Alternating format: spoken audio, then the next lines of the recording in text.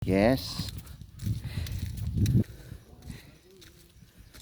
Pagkatapos sa swimming pool, next swimming into the sea.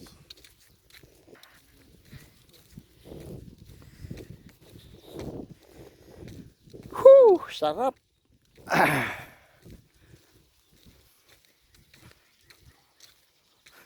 Pangpalakas ng katawan.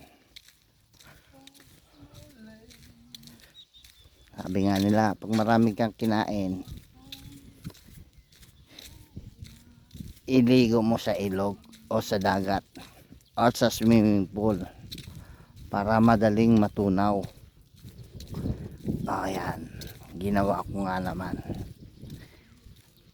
Epektibo talaga. Nagugutom na naman ako.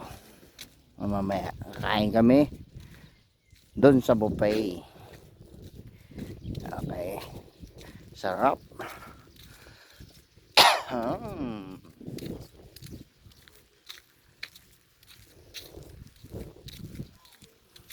Yan.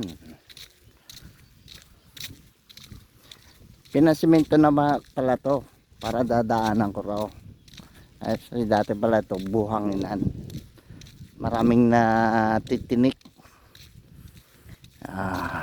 Ngayon okay na. Sa dulo buhangin kasi dagat na yan. Ayan, nakikita nyo. Itor ko na kayo mga kasama sa aking munting resort.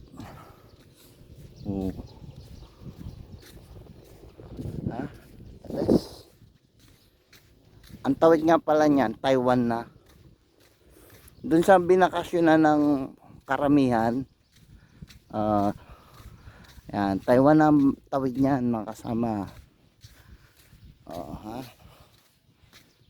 Dito kami sa Apari. See? Nyo, ang ganda. Ang ganda ng Pilipinas. Kita nyo. Maya, alangoy na kami sa dagat. Siyempre bawal cellphone dun mababasa. O sige. See you. Bye bye.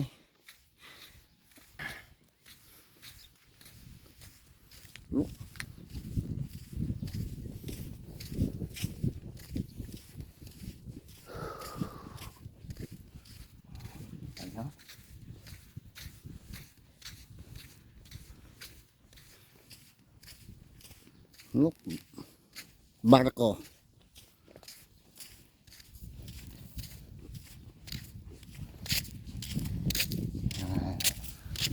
Okay. Medyo may kalayuan nga lang. Pero okay. Worth it naman. Tanggal ang pagod. Kaya mag-cottage kami.